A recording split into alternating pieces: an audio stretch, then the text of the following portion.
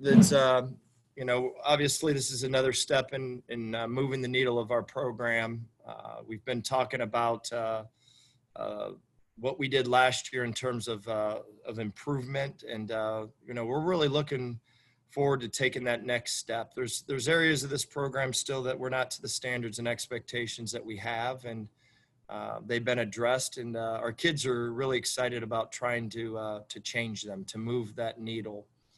And, it's been exciting, and there's a lot of positive about playing Toledo first. You wish, I always love playing that rivalry game more towards the end of the season, just because probably I'm used to that. I'm more accustomed to the Ohio State-Michigan game and those type of season-ending rivalries. But, the urgency that of playing that game first, obviously has been very beneficial to our kids of trying to move the needle of our program. So we're super excited about it. Just like I've said in many interviews, these 6 games, in my opinion, just how they've come about, is going to be a huge stepping stone and building block to get us back to where we want to be. Scott, what do you remember about that celebration last year, and just how much it kind of lifted your kids and what it meant to them? How much do you remember about celebrating that win against Toledo a year ago? Yeah, I was, like I said in the press conference afterwards, I've been very fortunate to be in a part of those great games that you win. And I was most excited for our players and most excited for those seniors. A lot of those guys have been through some very, very difficult times here at Bowling Green. They never won. They were 3 and whatever, very similar to what we were last year. So for those guys to accomplish something that big on that stage versus a great team and a great rivalry, I was so happy for them. They got to experience what it's supposed to be like to be on top. And I said it after the game, I was hoping that that was going to be a major springboard to see how it's supposed to be done week in and week out. And we've improved in that area, but still not to the standards and expectations of those great teams. I know what Ohio State looks like right now on a Tuesday practice. I know exactly what it looks like. I mean, they are playing for the national title every single time they take a snap in practice. And, that's where we want to get. We want to get to that it's that important and the urgency is that great. And that's how you improve. And, that win, at least it showed our kids that, whenever you play with great emotion, the urgency, the togetherness, good things can happen. But, for our program to get to where it needs to be, we need to be able to walk into our building every single day, and it's Toledo. It's that day. And, those great teams that are vying for the national titles and vying for champions, I know what that looks like. Every single day, those kids walk into that locker room. They are playing. It's Ohio State, Michigan. It's Florida State. That's that's the way those great teams think. And, with having such young players right now, Jordan, they need to learn that, and that's where we're trying to get. That's where we're trying to move our needle of our team right now. Scott, you've talked about it quite a bit this year. It's the number of young kids that are going to have to play. You released the first depth chart, and it seems as if you were not kidding. Is it shocking a little bit to put that to paper and just to see that number of young players that you will be relying upon? Yeah, we're rebuilding, we could however you want to say it. And whenever you rebuild a place, you're going to have a lot of young players. We're going to have another, 25 to 35 guys, including walk-ons in our program next year. So if you want to talk about youth, you wait till next year, you wait till 21. I mean, think about that. I mean, we're going to have the majority of all our team is going to have 4th, 5th year guys. And there's 2 great things about this. There's good and bad. All right. The good thing is, the first thing is that we're young. All right. The good thing is that we're young. I mean, there's mismatch. I mean, we're going to have to live with some bumps and bruises of learning on the fly here. So there's some positives and negative things about it. But we're going to go out and we're going to teach these young players how to play.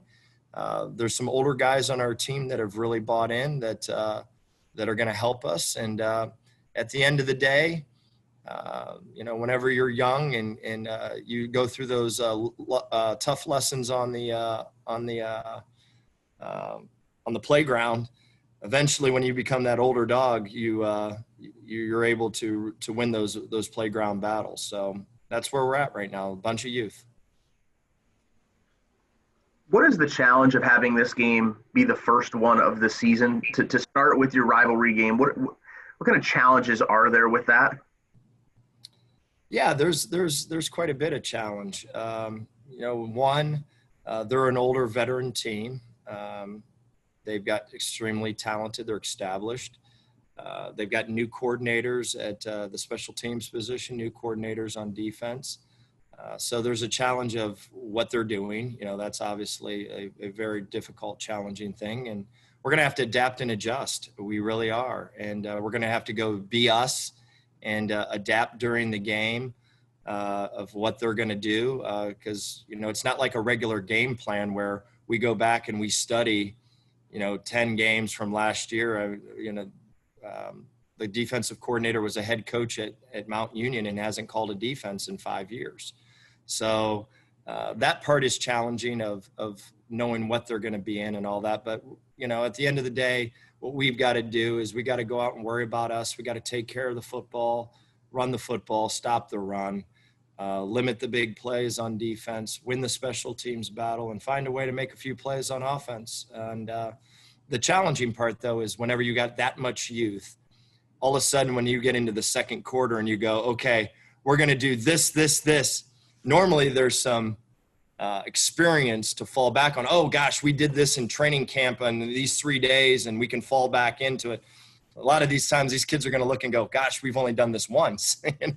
So that's the challenging part, is adapting and adjusting on the fly with guys that have no recollection or nothing to fall back on. I remember whenever we beat Virginia on the last play of the game when I was at Virginia Tech, we literally called the guys to the sideline. We had a veteran team. The quarterback got hurt at Ohio State. It was a 10-win Virginia Tech team if the quarterback stayed healthy. We get him back for the last game of the year, and we literally fell back on a play that we didn't run until from the summertime. And we got it, 40-yard touchdown, So these guys have nothing to fall back on. That's the issue, So we're going to go out and be us, and we're going to play really hard, play together, and don't turn over the ball, get the ball back, run the ball, stop the run, and the big plays are obviously critical.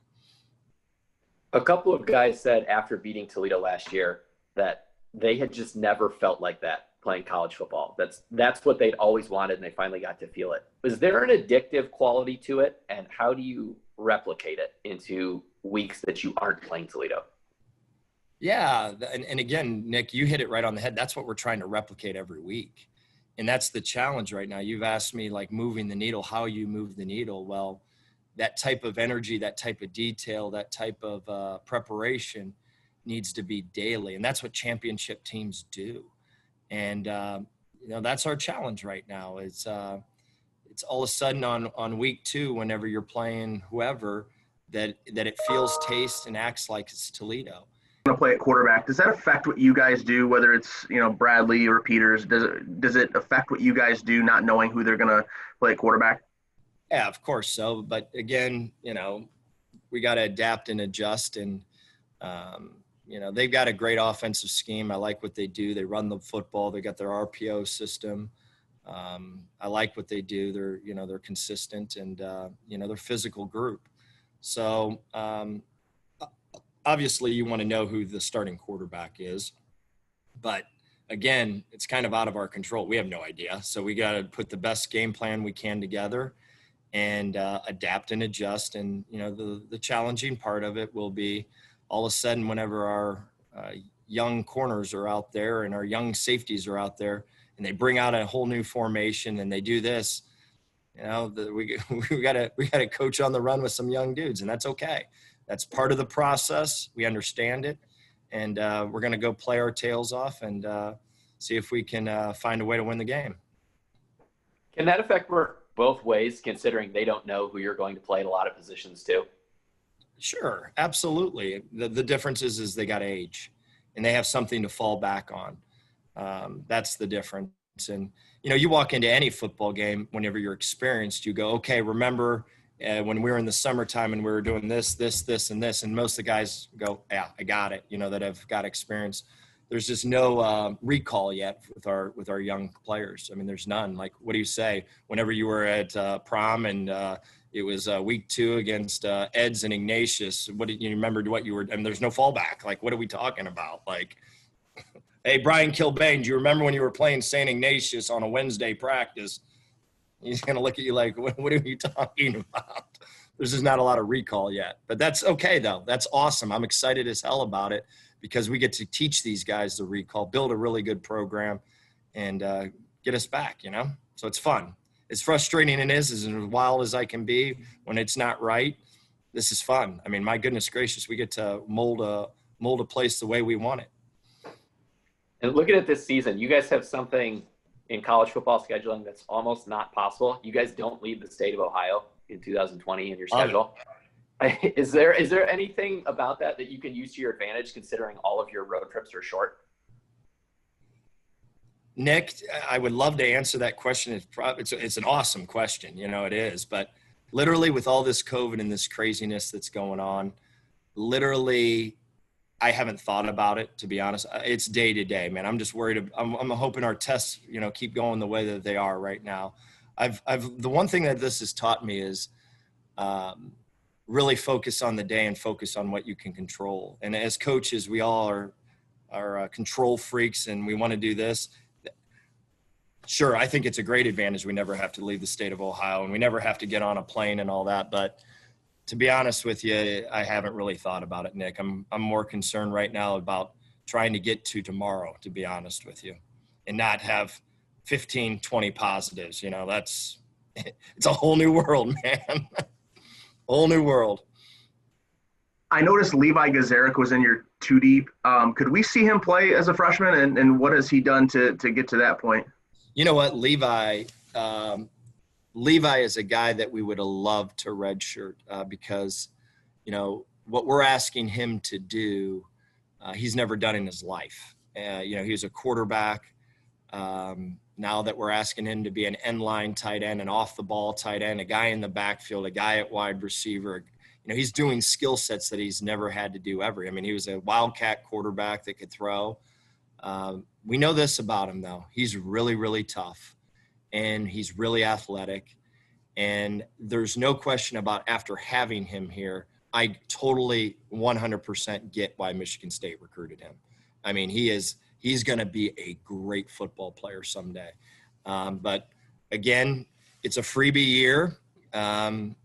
He's going to get to roll out there and play against a 6 technique or 7 technique, 9 technique, or whatever he's going to play against for the first time. And, you know, he's got to block someone for 3 weeks. Think about that, you know, and we're going to let him go out there and get some experience. But to answer your question, Jordan, we didn't miss on that one, nor did Michigan State miss on that one. That guy is going to be a really, really good football player. And I think he's a year away from totally learning the skill sets. I mean, just like I said, if Michigan decided to make me a tight end, it would have took me years to learn how to block. I mean, come on now.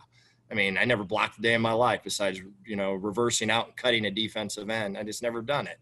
And we're asking that guy to do something right now that, you know, he's not really ready to do, but he's athletic, he's tough, and we want to really build some experience with him. But we didn't miss on that one. He is a good player. And the Griffin Little kid that's hurt, going to be a rock star, man. I mean, going to be a rock star in this league. So I'm really happy with the tight ends that we recruited. Yes.